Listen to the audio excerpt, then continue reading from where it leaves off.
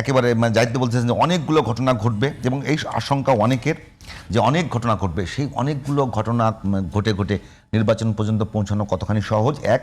আর দুই নম্বর, হাদির উপরে হামলার ফলে ইন্ডিয়ান সেন্টিমেন্ট যতখানি উস্কে গেছে, সেইটা কি কোনো দলের পক্ষে ভোট ব্যাংক হিসেবে কাজ করতে পারে কিনা?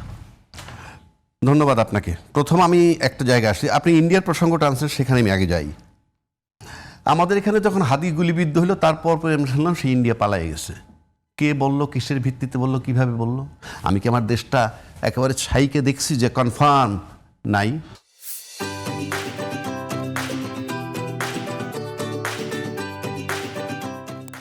আমাদের এখানে যখন হাদি গুলিবিদ্ধ হলো, তারপর আমি শুনলাম সে ইন্ডিয়া পালায়ে গেছে।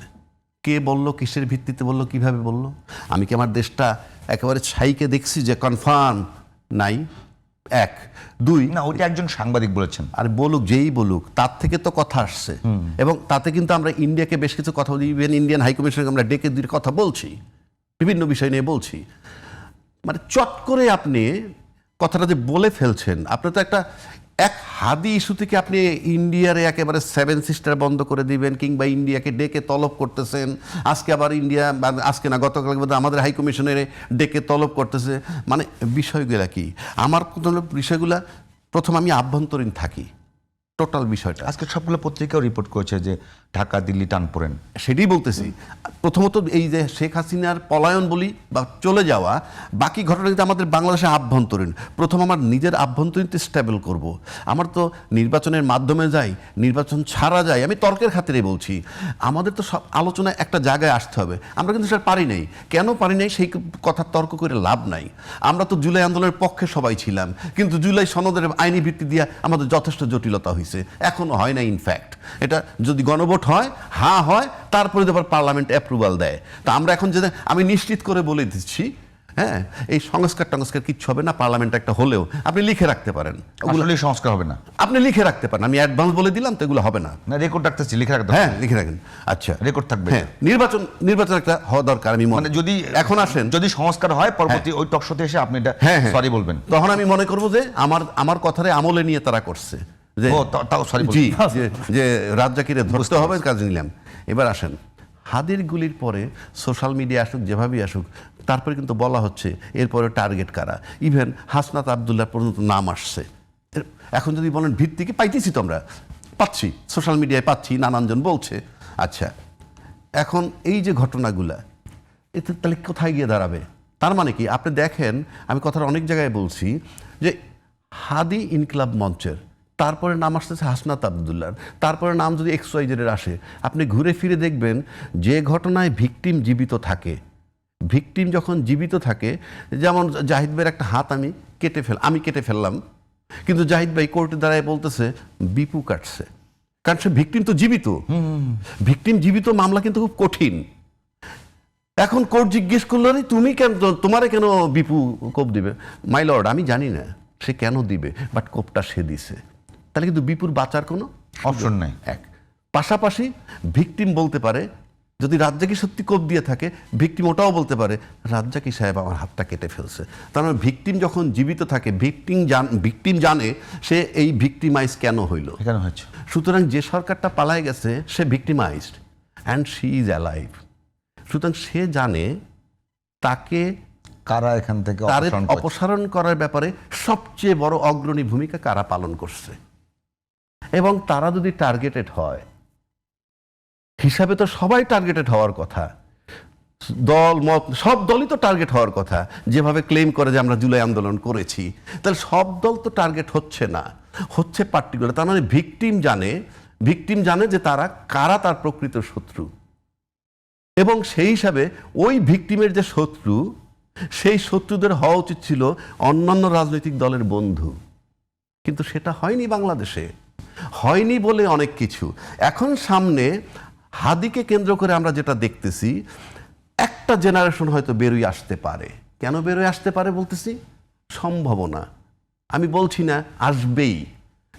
কারণ আওয়ামী লীগ পতিত হওয়ার পরে এই দেশের জনগণ, অর্থাৎ যারা 20 থেকে 35-এর মধ্যে আছে, অর্থাৎ 2008-09-তে যারা 20-এ ছিল, 24-এ তারা ধরেন 35 বছর বয়স হয়েছে, এরা কিন্তু ক্ষমতায় একমাত্র আওয়ামী লীগকে দেখেছে এবং তার জুলুমটা দেখছে।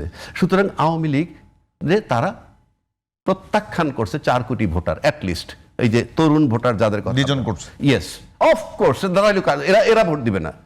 সেকেন্ড আসেন, তারপরে যে দলগুলা মাঠে ছিল এখন পর্যন্ত যারা আছে, those who are going to contest election, তারা কিন্তু তখন বিরোধী দলেও ছিল না। কাজে এই 4 কোটি লোকের কাছে তাদের সম্পর্কে কোনো জাজমেন্ট নাই। তাদের কাছে জাজমেন্ট গেছে 5ই আগস্টের পর থেকে আজকে পর্যন্ত প্রত্যেকটা দলের রোলগুলো, কে কি রোল প্লে করতেছে, কে কি রোল প্লে করতেছে তার উপরে।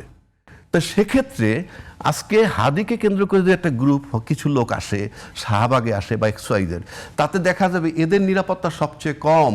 যাদের কথা বললাম, ওই ভিকটিম যাকে বলতেছে, ভিকটিমের কাছে যারা নিরাপদ না, যে জীবিত ভিকটিম। সুতরাং সামনের যে ঘটনাটা, নির্বাচনকে কেন্দ্র করে নির্বাচন হলেই যারা ক্ষমতায় যাবে তাদের কাছেও কিন্তু এরা আদৌ নিরাপদ বোধ করে কিনা। যদি তারা নিরাপদ বোধ না করে তাহলে আবার হয়তো সম্ভাব্য যারা জিতে আসতে পারে নির্বাচন হলেই, বড় প্রশ্ন, নির্বাচন হলেই যারা জিতে আসতে পারে তাদের সাথে তারা মুখোমুখি হতে পারে নির্বাচন বানচাল করার জন্য। কেন? তারা সেফটি সিকিউরিটি খুঁজবেই, এবং সেটা তারা পায় নাই, এনশিওর্ড হয় নাই। তা না হলে আপনি মনে করেন, আমরা তো এই সমাজটায় থাকি, আপনি সিম্পিথি বলতে পারেন, অমুকে মারা গেছে বা অমুকে গুলি মারছে, সেজন্য সবাই আমরা কষ্ট প্রকাশ করছি, কোনো সন্দেহ নাই। কিন্তু এমনও নির্দেশ কথা আমরা পাইছি যে আমরা যদি উদ্যোগ নিতাম তাহলে ওখানে তুলোধুনো করে ফেলতে পারতাম। এই কথাটাও আসছে ওইখান থেকে ফেরত আসার পর। মানে আপনি তো একটা সেন্টিমেন্টকে মূল্যায়ন করবেন যে তাদের হাদি গুলি খাইছে, তাদের মানে যারা আছে সেখানে গুলি খাওয়ার পর যদি বিপু দেখতে গিয়ে বিপু একটু অপমানিত হয়ে আসে, তাহলে তো হিসাব করা উচিত ছিল না, এটা হতেই পারে সেন্টিমেন্ট। কিন্তু বিপু এসে আবার একটা স্টেটমেন্ট দেয়, আমি তো ইচ্ছা করলে হুকুম দিলে এটা তুলাধনা হয়ে যেত। মানে এতে কি আপনার কিন্তু একটা গ্যাপ তৈরি হচ্ছে এবং গ্যাপটা বোঝা যাচ্ছে।